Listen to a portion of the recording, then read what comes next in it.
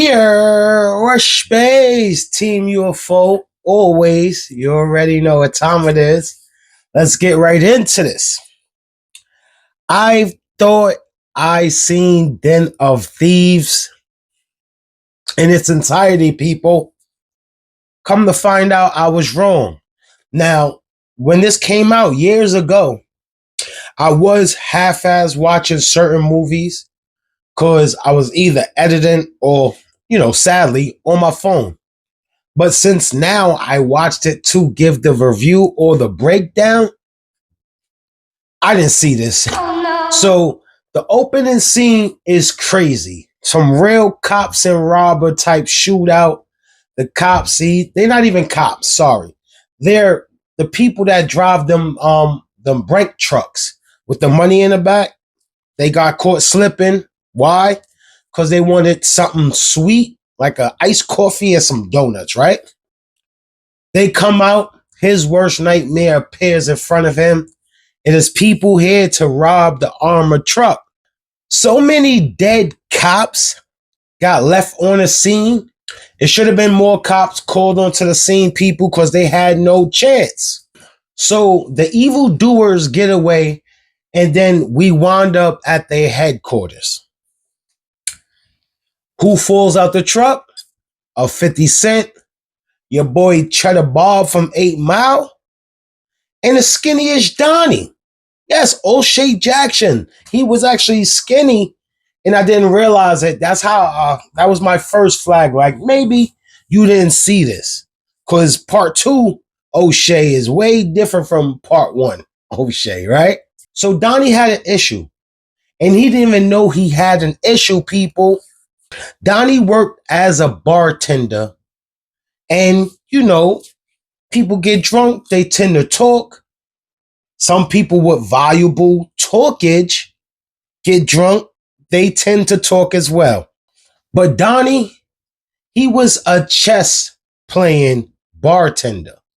It's a lot of checker bartenders as girls. They use their likeness to get high tips, or some of the guys might, upcharge some of them as they get drunk through the night. This guy wasn't about that.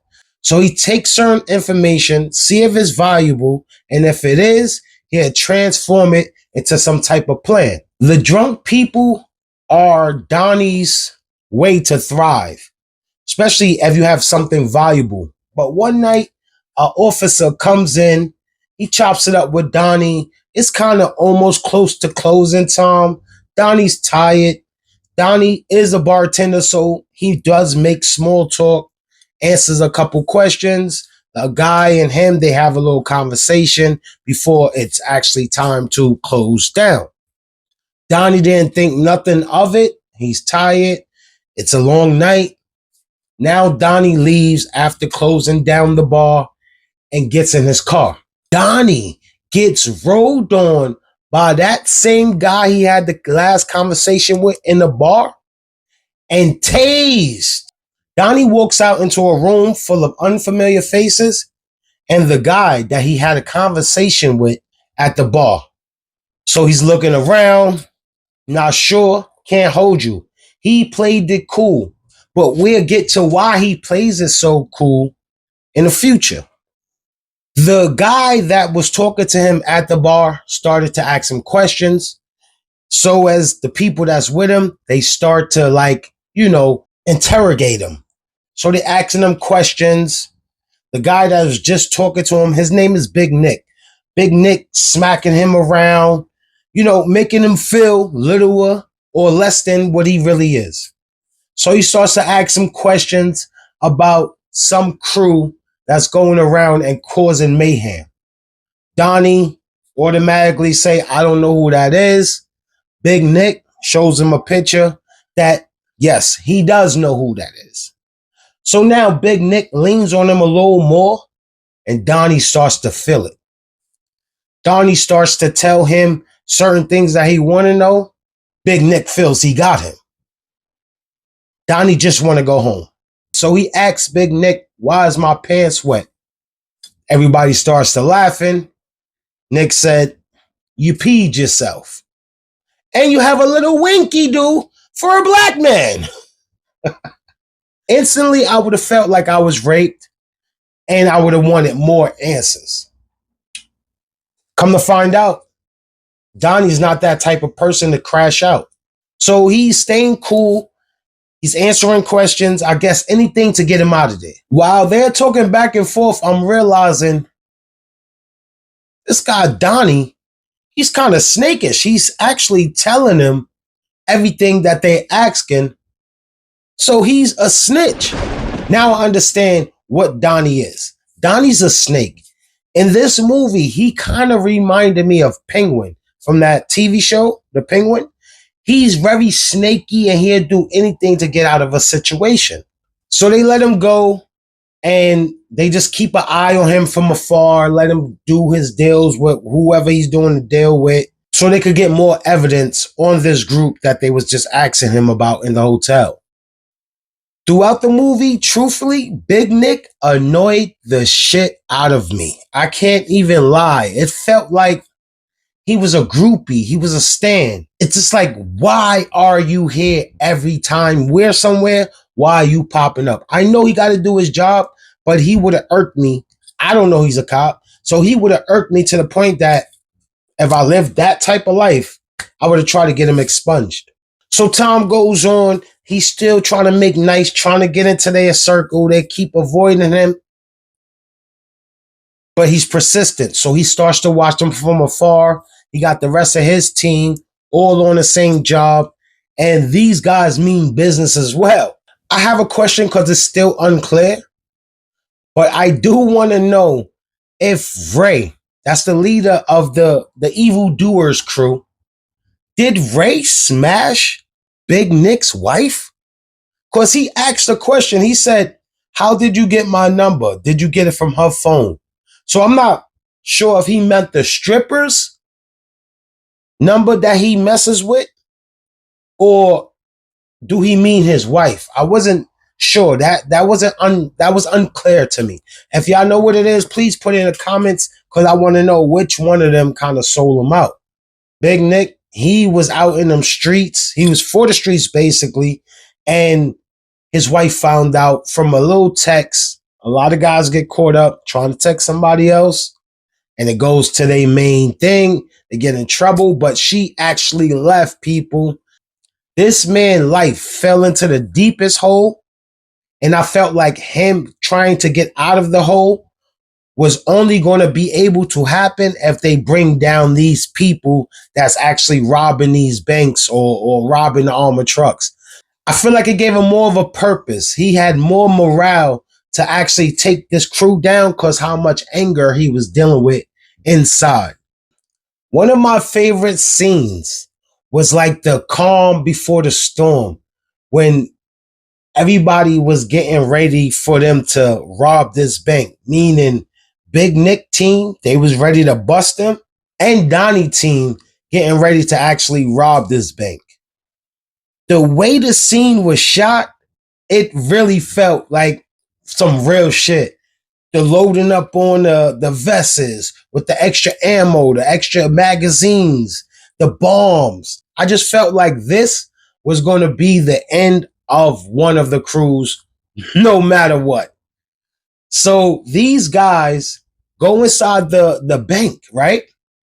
But they wasn't even there to rob the bank. This shit was so planned out because even Nick, he's looking at the blueprint.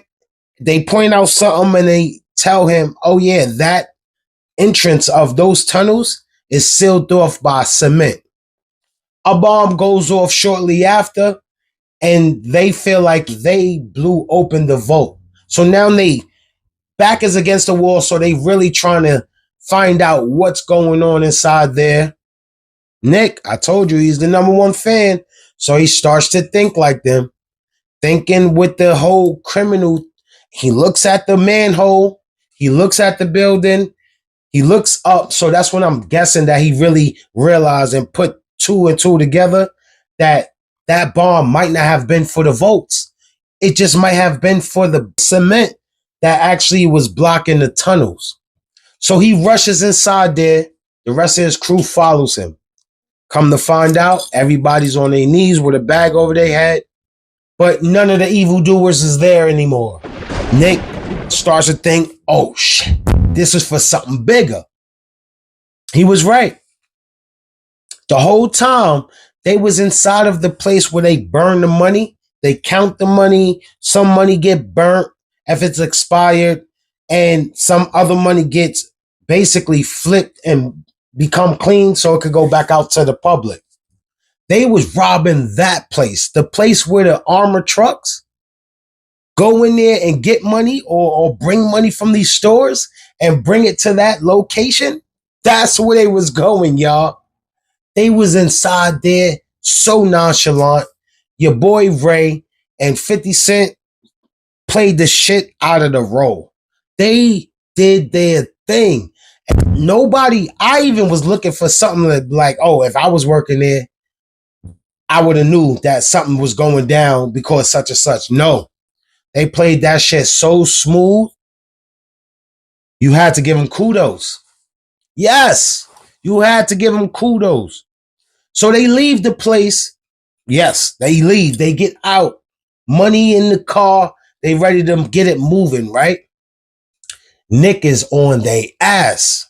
Yes, people. Nick is on their ass, and he knows what they're really doing. So he catches them in traffic. When I tell y'all, this scene is so epic. The scene is so thought out, and it feels like this could have been like a true story because they did say some type of headlines like LA is the bank robbing capital. So it feels like they might have got some research from some of the real shit that went down. The scene that took place on the highway, I could watch that scene a couple times. It was really planned out, executed in this film world. They really did their big one. I have to shout out 50 Cent again. He always puts out good stuff, but this movie, I'm not sure. I think I will have to say that I like part one better than I like part two. I just felt like I could relate more. That was like on a higher scale, but part one was people that was down on their luck, getting together with somebody that had a great plan and them executing this robbery. Sad to say, I'm always rooting for the bad guy, people. I just like villains. Not so much like in the Marvel movies or DC movies. I do want the superhero to win, but in the streets, I'm a villain type guy. So I did want them to succeed. Nick wasn't hearing it. The way that Ray's death scene played out, I feel like he should have won some awards. Yes, I feel like he should have won some awards. The way he went out such like a G, bro, and he was really on his P's and Q's. Like, that really made me feel like this was real. I was in the movie. I felt like this had to be that movie that set it off to even give him a part two. Because part two would have probably never got a part two if it was part one, if y'all understand what I'm saying. This movie right here, I feel like it blows part two out. Even though they spent more money on the second one and is more luxurious and probably better cameras, I still like part one way better. With that being said, I'm going to give part one a 7.68. Yes, I will watch that more times than I watch part two. Even though I like part two, I'll watch part one way more times. It just has a more of an authentic feel, has 50 Cent in it, and I like the way 50 act. So, with that being said, it's your boy UFO Grove, and that was the breakdown for Den of Thieves.